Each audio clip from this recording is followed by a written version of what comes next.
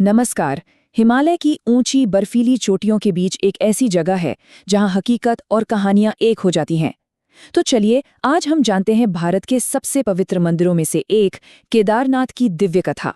तो सवाल ये है कि आखिर इस जगह में ऐसा क्या खास है जो इसे इतना पूजनीय बनाता है। देखिए, इसकी जड़ें जुड़ी हैं एक बहुत पुरानी कहानी से।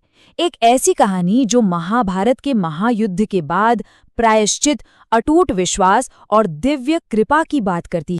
केदारनाथ की अहमियत को समझने की शुरुआत होती है इस एक नंबर से, 12। ये नंबर ही है जो इसे भारत के सबसे शक्तिशाली शिव मंदिरों में से एक का दर्जा देता है। जी हाँ, केदारनाथ भगवान शिव के उन 12 सबसे पवित्र ज्योतिर्लिंगों में से एक है, जिन्हें प्रकाश का दिव्य स्तंभ माना जाता है। ये भारत में शिव जी के सबसे शक्तिशाली स्वरूप हैं, और यही बात केदारनाथ को इतना पवित्र बनाती है।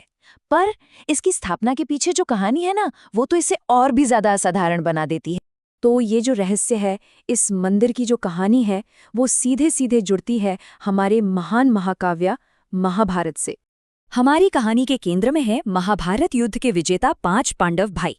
लेकिन ये एक ऐसी जीत थी जो अपने साथ एक बहुत बहुत भारी बोझ लेकर आई।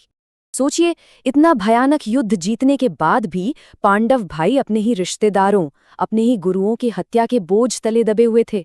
उन्हें अपराध बोध खाए जा रहा था, और इसी बोझ से छुटकारा पाने के लिए वो निकल पड़े प्रायश्चित की खोज में। उन्होंने मदद मांगी भगवान शिव से। वो उनसे क्षमा चाहते थे, पर एक दिक्कत थी। भगवान शिव उस युद्ध में हुए खून खराबे से बहुत नाराज थे, और वो पांडवों को इतनी आसानी से दर्शन देने या माफ करने के मूड में बिल्कुल नहीं थे। और बस यहीं से शुरू होता है देवताओं और इंसानों के बीच एक गजब का, एक दिव्य लुका छिपी का खेल। अब पांडवों से बचने के लिए भगवान शिव निकल पड़े हिमालय की गहराइयों में। लेकिन वो सिर्फ कहीं जाकर छिपने ही गए नहीं, उन्होंने एक ऐसा भेष बदला जिसके बारे में कोई सोच भी नहीं सकता था। उन्होंने रूप लिया एक बैल का, जी एक नंदी बैल का, और जाकर मिल गए मवेशियों के झुंड में। उन्हें लगा अब भला उन्हें कौन पहचान पाएगा।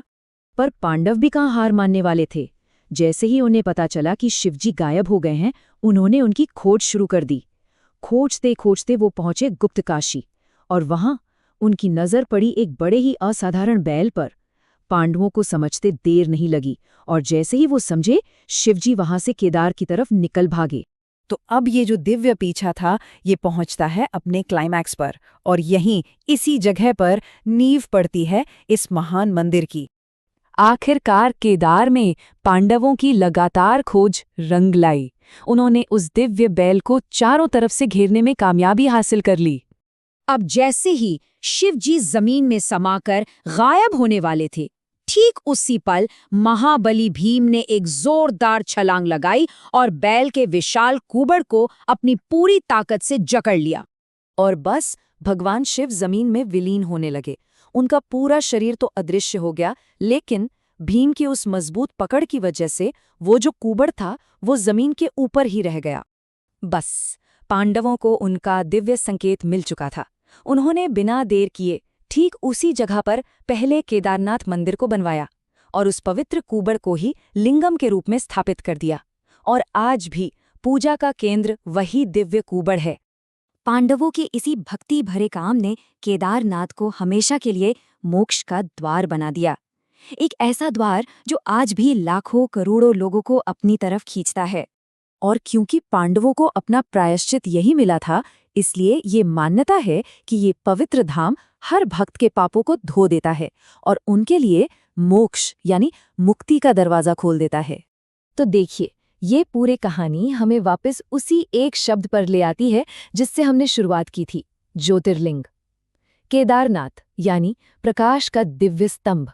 पूरे भारत में ऐसे सिर्फ 12 ही सबसे पवित्र शिव स्थान हैं, और केदारनाथ उनमें से एक है। यही बात इससे आस्था का इतना बड़ा केंद्र बनाती। तो केदारनाथ की जो विरासत है, वो आस्था और इतिहास का एक संगम है। ये 12 ज्योतिर्लिंगों में से एक है। ये पापों का नाश करने वाला है, ये मोक्ष का द्वार है, और शायद यही वो शक्ति है, यही वो विश्वास है जो आज भी लाखों भक्तों को हर मुश्किल पार करके आशीर्वाद पाने के लिए यहाँ खींच लाता है। तो आखिर में सवाल यही उठता है कि कहानी और पत्थरों के इस ढांचे से परे केदारनाथ असल में है क्या? क्या ये अटूट विश्वास का एक प्रतीक है, या एक ऐतिहासिक महाकाव्य का जीता जागता सबूत, या फिर मोक्ष पाने का आखिरी पड़ाव? शायद इसका जवाब हर किसी को अपनी अपनी यात्रा में अपने अपने अनुभव में ही मिलता है।